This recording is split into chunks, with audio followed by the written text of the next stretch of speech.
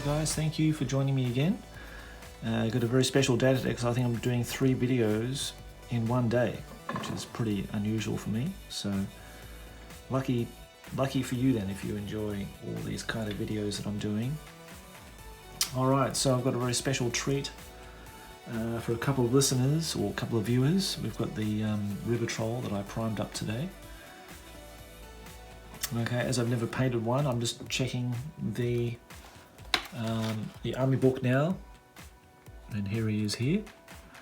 Okay, so we know I've got like these really vibrant greens for his skin, and yeah, dark green for his scales, and blue for his hair, with really like the main colours, and red for all these spikes and nails and that kind of thing.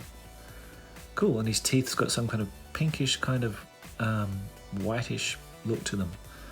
So yeah, I look really forward to painting this. I know a few people are really looking forward to me painting it, so we can get that start on that today.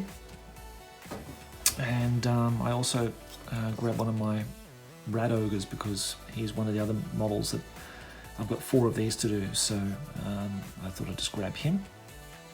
So we can do some fur if we've got time, and I've got the ogre. So I've got 3 quite large miniatures we're doing today. As I did do a bit of a prime up today on a few miniatures, but I've got so many miniatures now on my table that I don't want to do any more because I just can't move anything. I could store them away and put them in cabinets and that kind of stuff, but let's try to get these guys done, and let's see where we're going to start. Okay, so we've got the ogre we did, and we started yesterday. So I'm just taking that same colour, that rose brown, and I'm just going to put that over the top. We did like that red flesh, red wash, didn't we, over the flesh yesterday.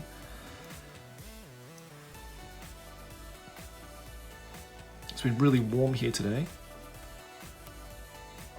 and had a good run out with the soccer ball with my son and wife today down the park, just around the corner from our place, like about 5 minutes away. But I'm really tired now.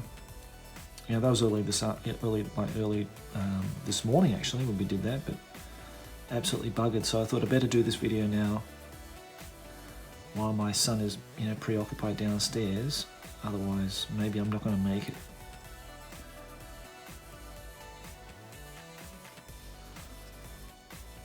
So you get one video early today, and another 2 that I did, one really early this morning, and one of my rebasing project and how that was going. So thanks for all the comments regarding that, and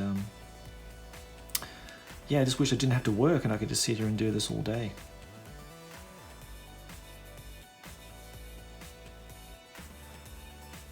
I was looking at Thorgrim too, and I thought maybe Thorgrim would be a nice one to get out of the cabinet at some point in our sort of switch out paint sessions, and as I'd like to really finish him at some point as well, the throne bearers.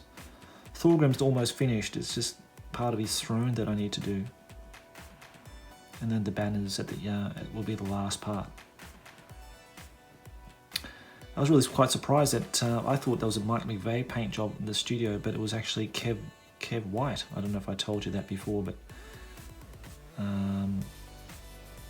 yeah, Kev from Hassle Free Miniatures did that back in the day. He's a really exceptional artist, like just so talented that he can design miniatures, paint and illustrate as well. Alright, so then we're going to put some of this flesh colour in there as well. That's that sunny skin tone.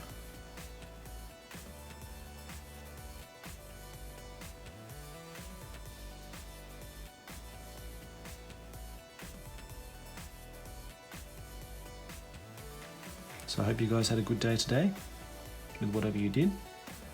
Maybe it's your Sunday, maybe it's your Saturday. Oh, maybe it's your Sunday or your Monday.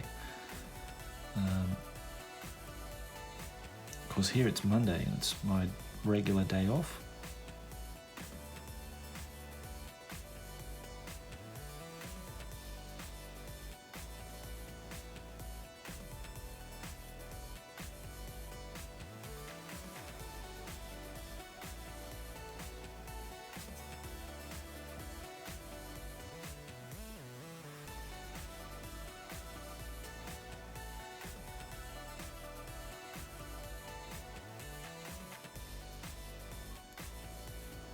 I think it was the Kamen Rider, the guy, one of the guys who made a comment.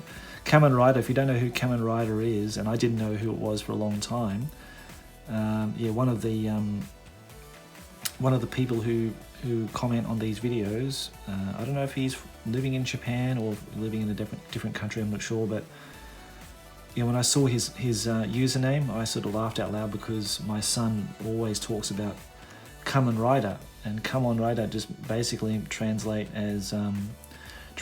in English as a masked rider, and like he rides a motorcycle in this TV series that he features in. It's not an anime; it's like a live action type of show, and even got a bit of stuff on that. But even my one of my older students talked about that because he watched it back in the 70s. So it's been going on for a really long time. It's sort of progressed through the ages, and many different generations of kids have fallen in love with this idea of this masked rider hero that goes around and kicks ass, all bad guys. So, but yeah, Kamen Rider, talked about if I could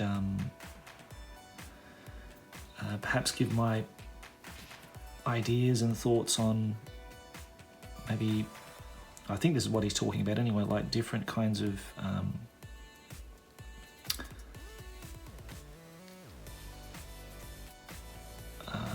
possibly about different kinds of armies or something like that. I'm not really sure exactly what he meant. So Kamen Rider, this sort of question's out for you. Is it that you want me to give my opinions about different armies or projects that I'm working on or something? Just let me know, mate, because I am planning to do some other content that's not going to be featured on Facebook or things like that. So it's going to be like independent to this channel, and I don't know if that's what you're really referring to or not, but let me know.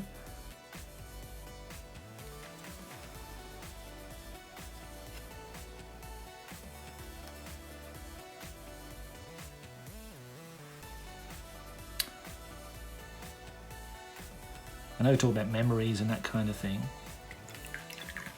Maybe memories of my gaming or painting life or something, I don't know. But yeah, let me know. Give me some examples or something.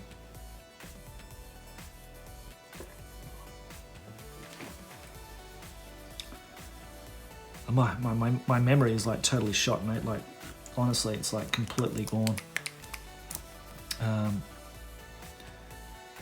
So it's all very shattered, and only small fragments remain, really. To be quite honest with you, I've always been like that. So I only saw like really small snippets of stuff that I can remember from many years ago.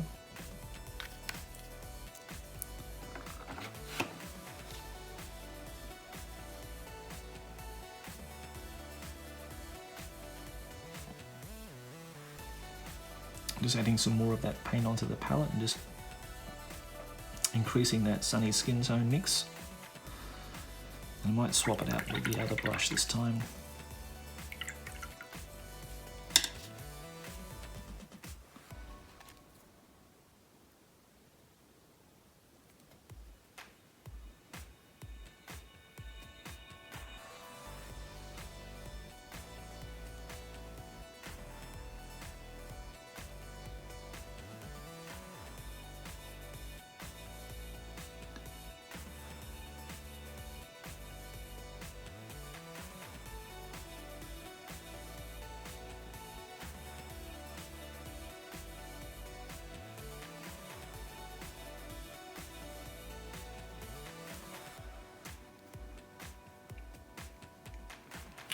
So if I can do most of the flesh today, that'd be really good. That's like most of the miniature, really, isn't it?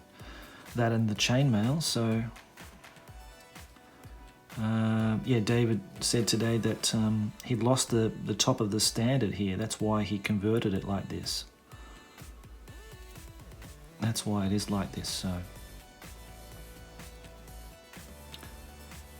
it's not a bad choice, really, actually. I mean, how else would you convert it? What else would you put there? Like maybe put like a giant halberd or something like that. Maybe if you can find a different weapon alternative that he could be holding, giant spear.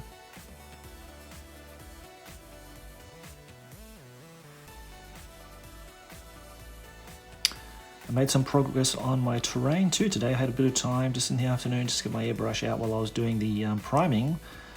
Then I got some more paint on my tower that I'm working on.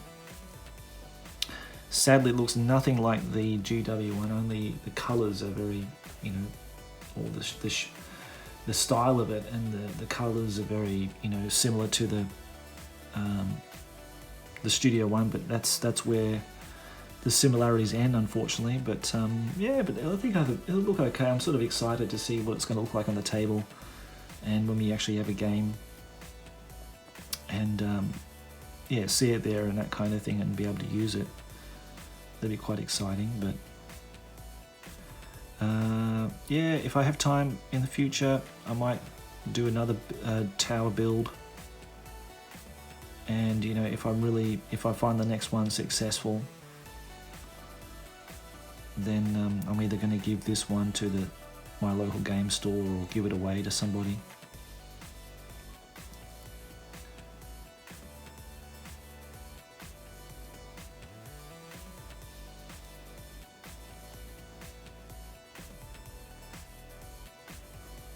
I was looking at my river sections and my hills, and they've been so roughly done and so quickly done that I might have to do some of those again, because thinking that we're going to have a game like towards the end of last month, I was in this mad rush to try to get all this terrain done. Of course, that never eventuated because of the whatever, you know, what's been happening. So yeah, I might have to just make a few corrections here and there on that, and maybe start a few pieces again. I'm doing it on the cheap though, like it's really done cheaply, this terrain. It's not done with MDF, it's done with some what's called mirror board, which is like a high density foam board, which I just found at my local art supply shop, and it works really good. Like, it's really lightweight. It's perfect for building the structures of your buildings and that kind of thing, but I'm using it for the base of things as well, which means that yeah, your buildings will be like super light,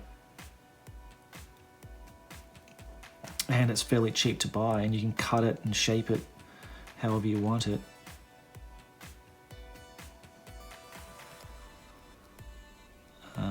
But it's super fragile,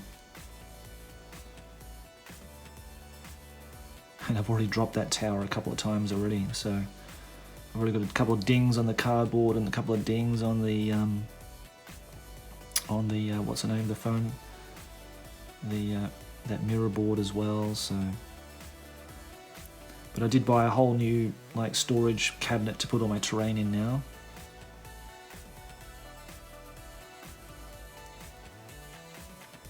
As eventually I want this place to be like a studio to play games in, to invite guys up from Tokyo to come and play games for the day,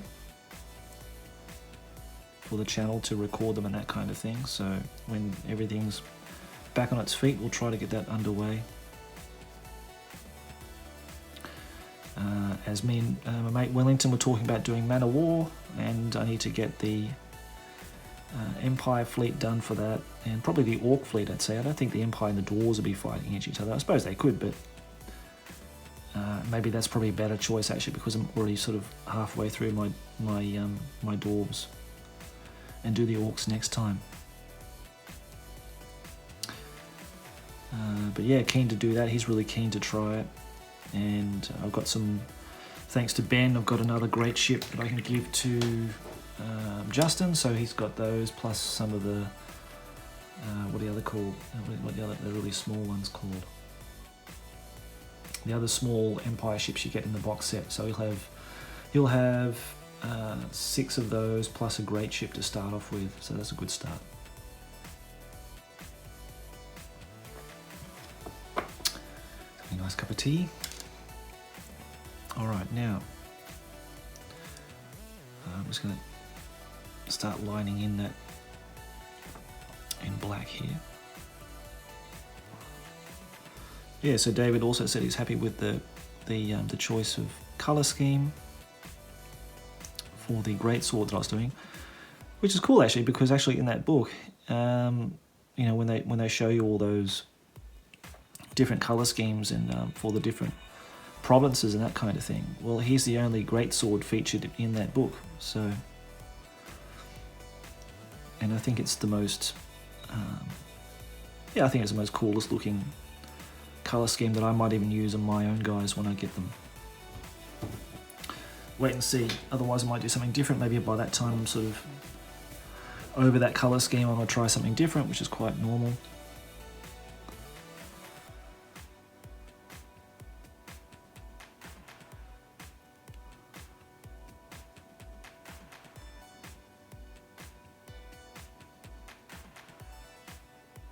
And it'd be cool, yeah, I'd be interested to see what you guys are painting now. Like, please let me know what you're doing. I know you guys are painting something, but yeah, let me know what it is. What are you painting?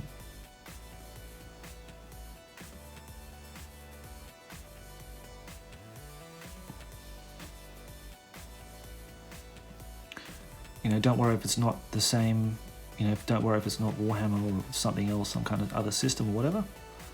That's fine too. You know, whatever you're doing, that's fine.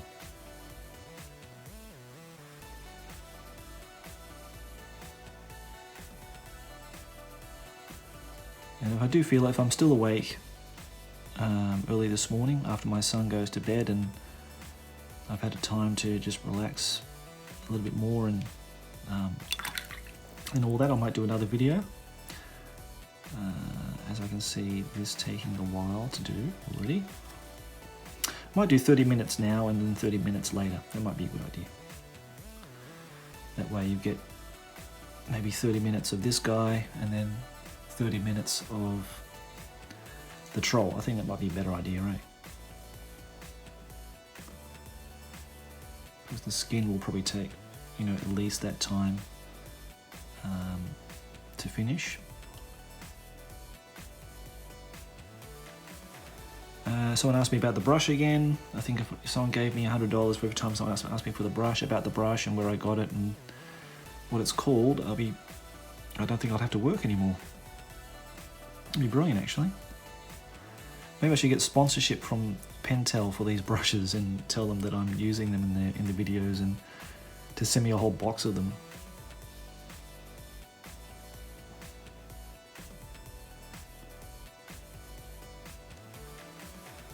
But yeah, so maybe that person can check, you know, if they can get it in their country or not. And if so, let us know. Let us know where you're getting it from, so that way I can just tell other people, and you can tell, you know, you can share that information with other people so that they can get it wherever they are. Looks like he's got some kind of fur or hair on his feet.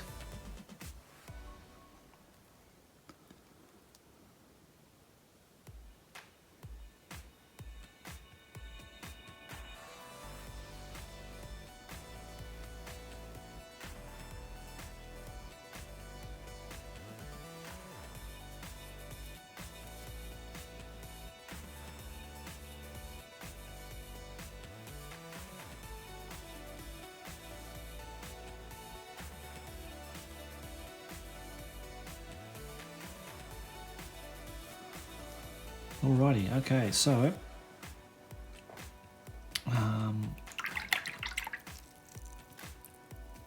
just going to correct that up there as well. That's made a mess.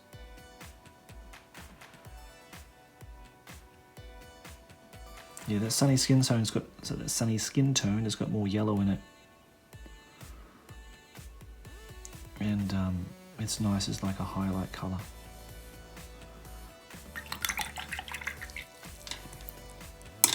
Oh, it's come off his base.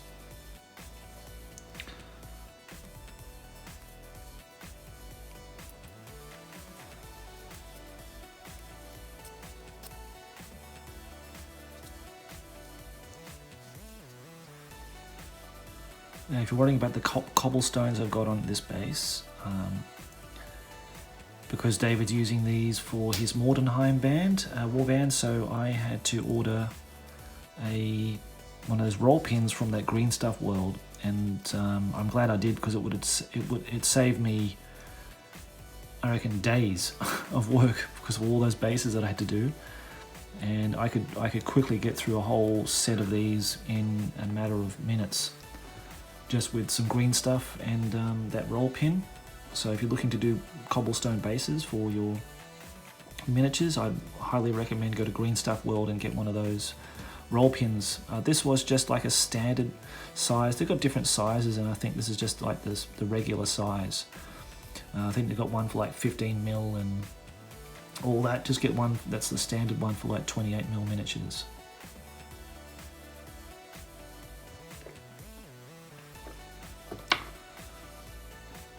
All right, now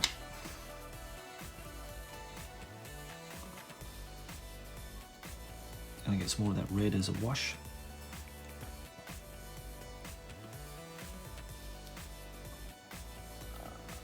I suppose while this is drying,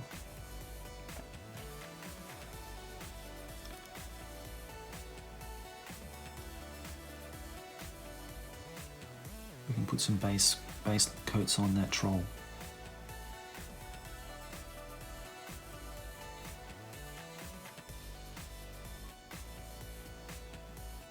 And like I said yesterday, this is the way I do flesh. It's not the only way. There's so many different ways that people do it. Some people add blue to their flesh tones. I don't know why.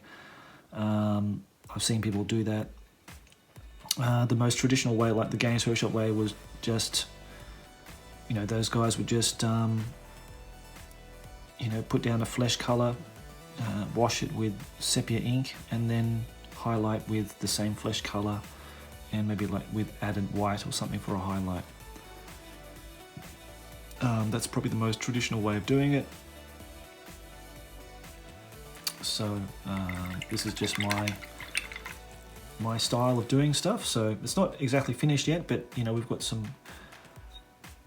nice shading and highlighting on there now. The added red is just to give it more warmth and just to give some more depth to those recesses in his face. And I usually just put a few, especially in those big miniatures, I want a few coats of that, or few glazes and that kind of thing on his skin. Okay, so while that's drying, I'm just going to jump into this this guy. So I'm going to use some Goblin Green and got some heavy black green.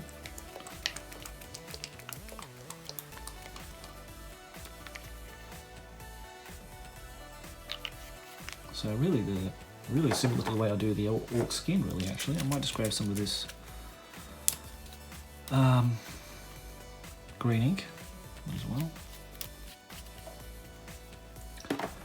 Someone asked me today, not on the channel, but in our separate Warhammer group, about the paints and what the difference was between Vallejo model color and Vallejo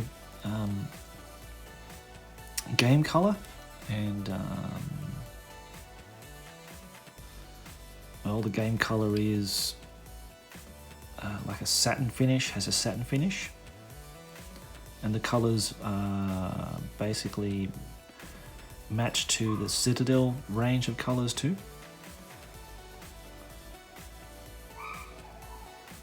It's my son you can hear in the background. I better close that door, actually. I didn't do that before I started recording, so.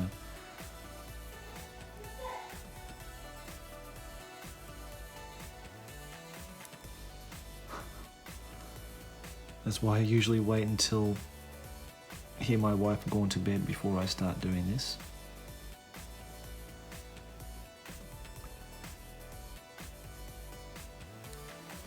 So it's going to be lots of very yellowy, luminous kind of looking green skin.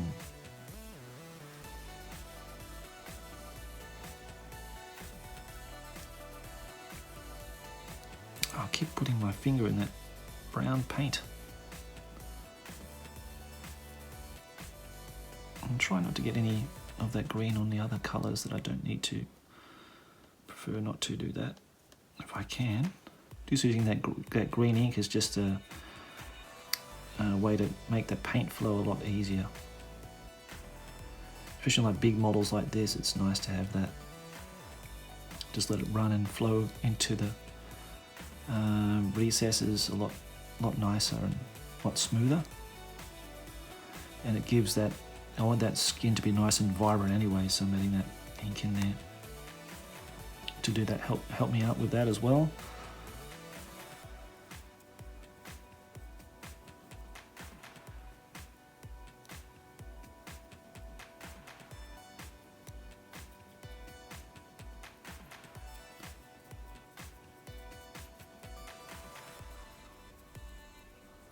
Hope there are no mold lines or anything I can find on this guy. I think my mate Silvano gave me this one from, he's in Canada. I think he did this part of a trade deal for some painting or something like that on his Cadwell and stuff. But yeah, I think he got me this and one of the stone trolls too. Thank you, Silvano, if you're listening or watching. I did. I contacted Dan too, Messenger. Dan, if you're listening, asked you if you want to be on the next podcast, if you want to be a guest on it, because I think it'd be great to listen to your story about how you got into the hobby and about this whole Bretonian project you're working on. I think that'd be cool. And if anybody else wants to, be a guest on the podcast, have a quick interview with me about your hobby origins and all that kind of thing. I'd love to talk to you about it. I think maybe Diego or Rafael, maybe those guys, because I like to I would love to hear from people from different countries, different from my own, about their experiences too. I think that's really valuable to hear about, what it was like, hobbying and growing up in those countries. When Games Workshop first arrived there, I think it'd be quite an interesting listen to hear about that, because I don't think it's often very much talked about, and I didn't really think about it that much really until, again, I had so many people from Spain on my channel subscribing to my channel. I couldn't understand why, and I know there's a lot of great companies there now, and but of course they've had a very long and rich history of wargaming. It's just that I never really considered, when you think of wargaming countries, you think automatically, England,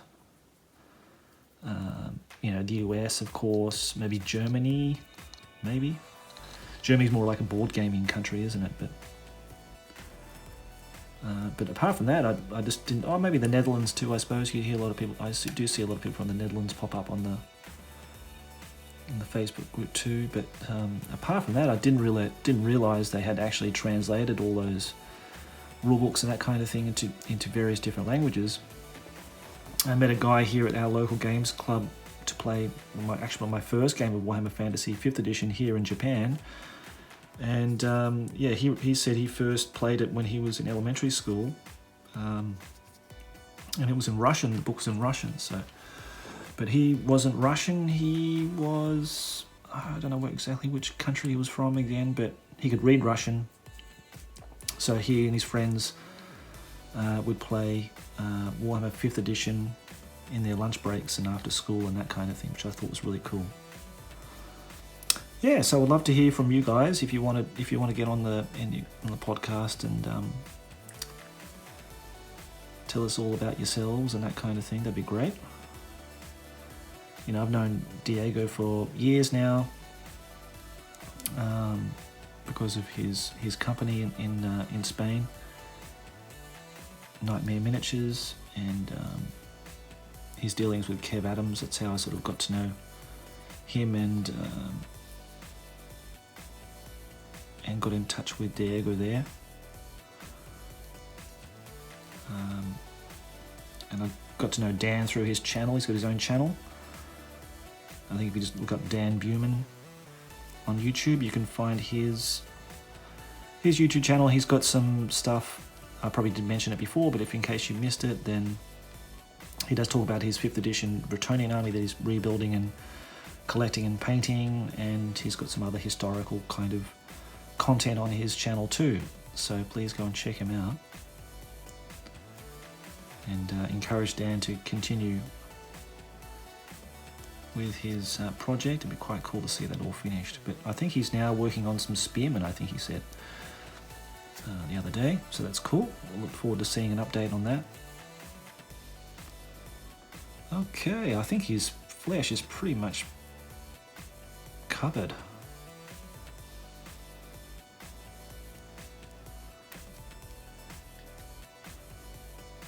Now those scales are gonna be like a darker green.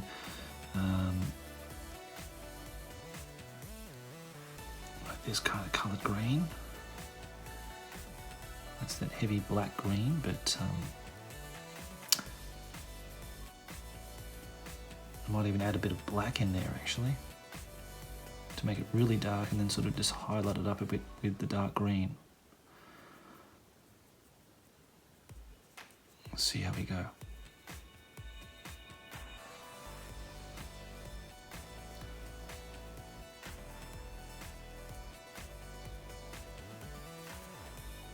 But yeah, looking forward to getting this guy in the cabinet, and he'll be another addition to the greenskins.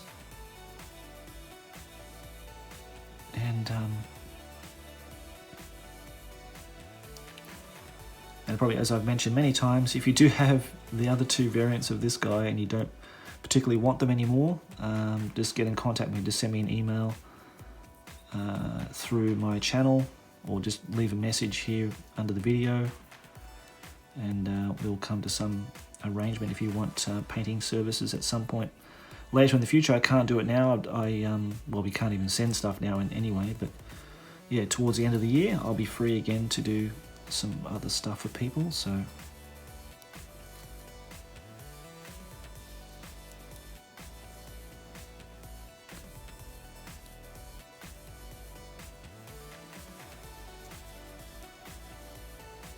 okay, I think I might leave that now for the time being, and then we can let that dry, and I might get another coat in before the next video anyway, so we can start or we can just go from there. I'd say just start highlighting that, building up the highlights on that skin. Right, now next, our ogre should be fairly dry now. Just going to go back in with more of that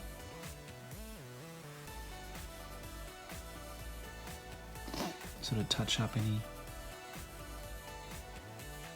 areas that are sort of a bit messy, because it's quite large surfaces of skin that needs to be blended through. And I'm going to put some ivory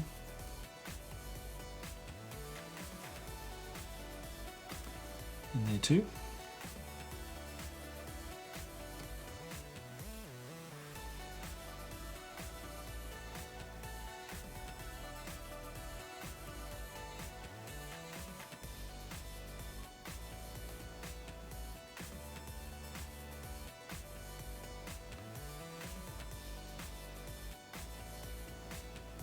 And so we can really, get a nice highlight there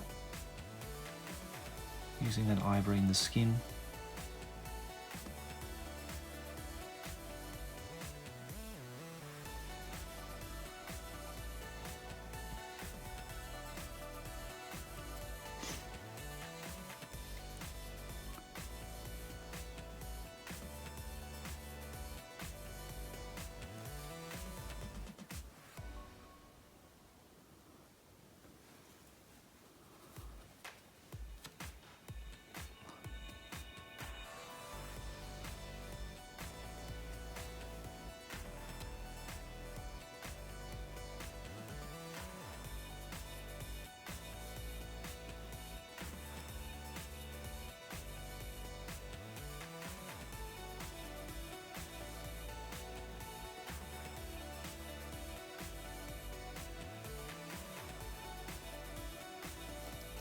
Just using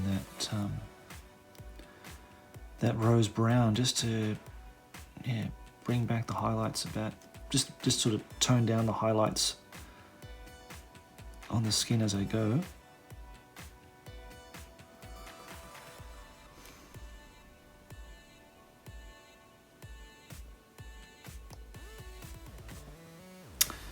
Question for you guys too, actually, because I was thinking about the other day. Who do you think is the most influential person during the 90s in the studio at that time? Whether it be like a game designer, a writer, someone working the White Dwarf team, someone working in the heavy metal team, an artist. Who do you think was the most influential person for you at that time? It's a really, really tough one, actually, because there were so many great people that all sort of were there at the same time there. Yeah, I always thought Mark Gibbons was like one of the most influential people of that time, because his artwork sort of defined the whole era. But then you could say, well, Nigel Stillman, I would love to get to talk to at some point. I've met Nigel before. He's a great guy. I would love to catch up with him again and have a good yarn to him. But his creative mind, was a result of so many great army books, and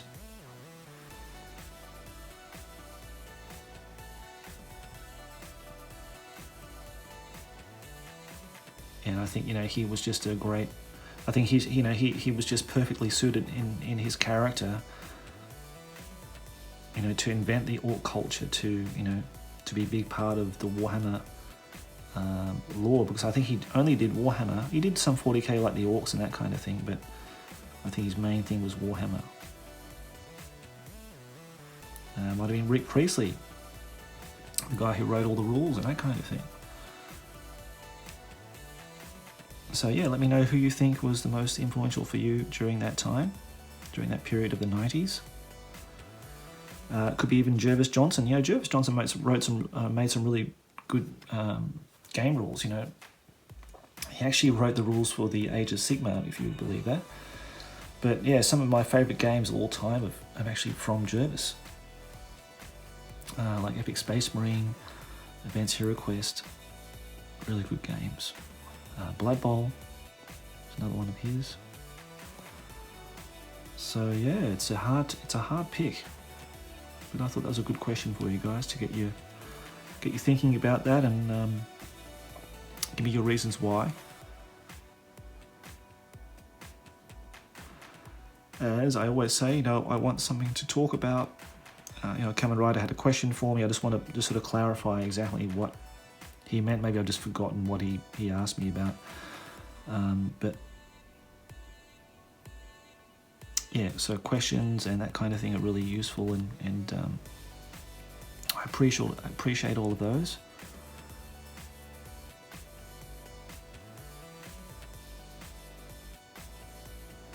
As I don't want to start repeating myself, forgetting what I've talked about in a previous video. As I'm doing all every day, I'm bound to repeat stuff or go over things I've already talked about.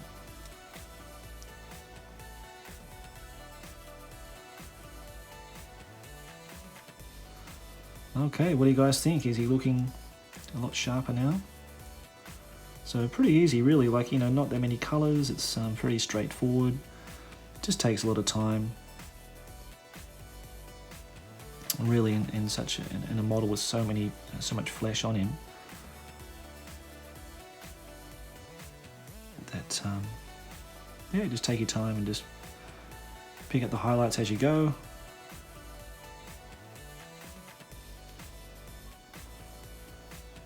And eventually he'll get there. And it depends how light you want to go. Maybe you want to go like really light skinned, or you want to go dark skinned. Actually, that's good one for the tutorials too. Like do a dark skinned model at some point too.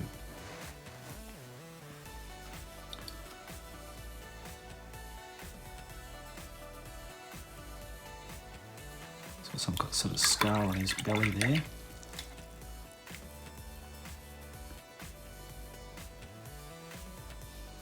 Just getting some black and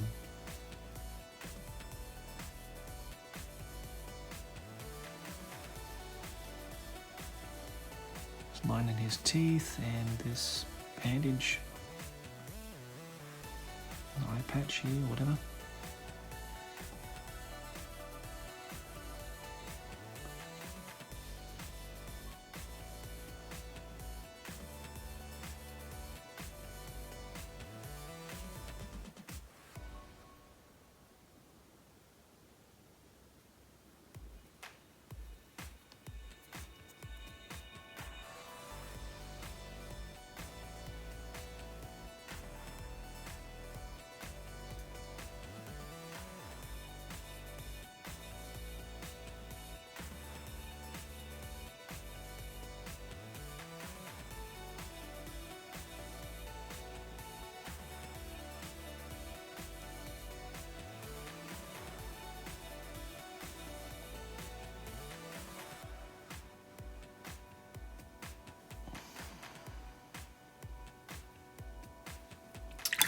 Now, I'm going to get, before we finish up, I'm just going to get some whole red. I'll probably come back a bit later on, guys, and just do another video. Just so we can sort of get most of these guys underway. I'm just going with the whole red and doing that in the finger joins and some here around the knuckles and that kind of thing. Might do some on his scar.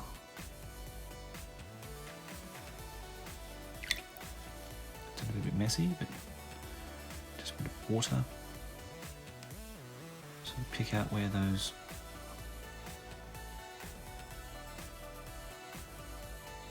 I'll have to go back and do that again because it's not very good.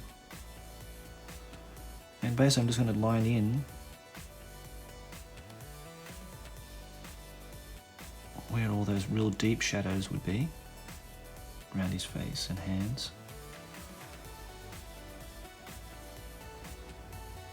Got another scar up here.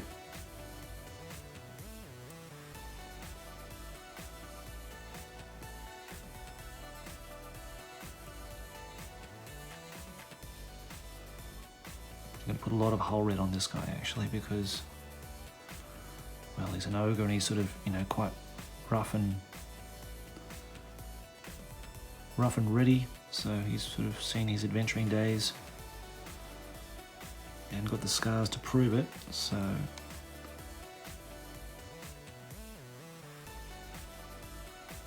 think whole red is a nice colour for those guys.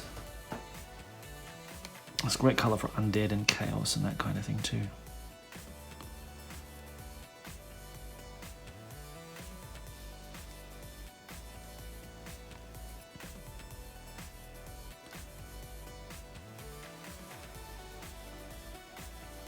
Okay, so just doing that, just an extra sort of lining in.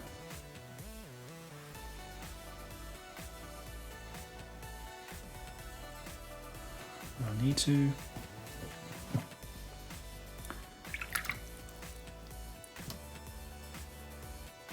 Some red again on his nose. And that's going to be like, I'm going to do that like in sort of a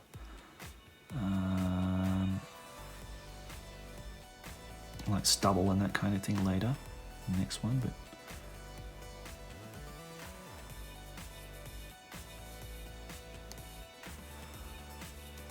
let's put some of that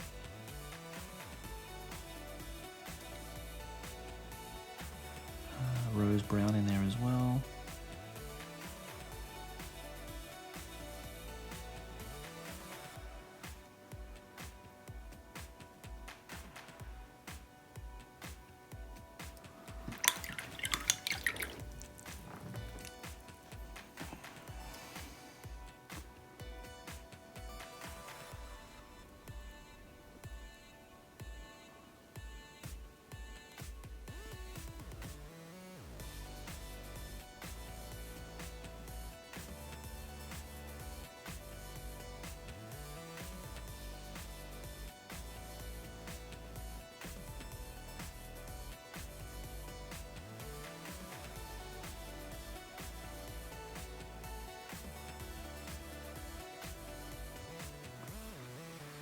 a bit of red in his nose, but I think we'll fix that up next time. We just need to let that dry. And before we go, I'm just going to do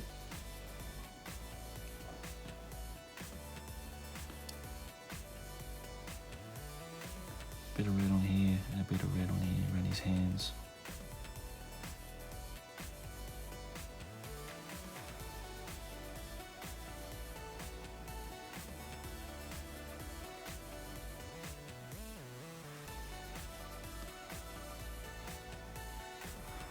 Okay, but anyhow, we're going to finish that off in the next video, guys. I'm just going to stop this one now. Let's put his little scar in there and scar on his head. He's got 2 scars in there, I think. Yeah, we'll wait till the next video and we can sort of finish off that flesh into his face, and then we'll do the chainmail coat and his weapon. And yeah, so hopefully that was useful for you guys in somehow or some way. And then we'll also we'll try the green on the skin. So I didn't do the Skaven today, but we'll do that in probably another video. I've got so many miniatures to paint. I've got this primed up as well. That's the banner for the Boar Boys, so we might do that as well as a video as well. So see how we go. I've also primed up a silver helm, so I'm really keen to try them out and paint one of those up for the very first time. So yeah, we'll see how we go, guys, and then I'll see you in the next one shortly. Okay, take care.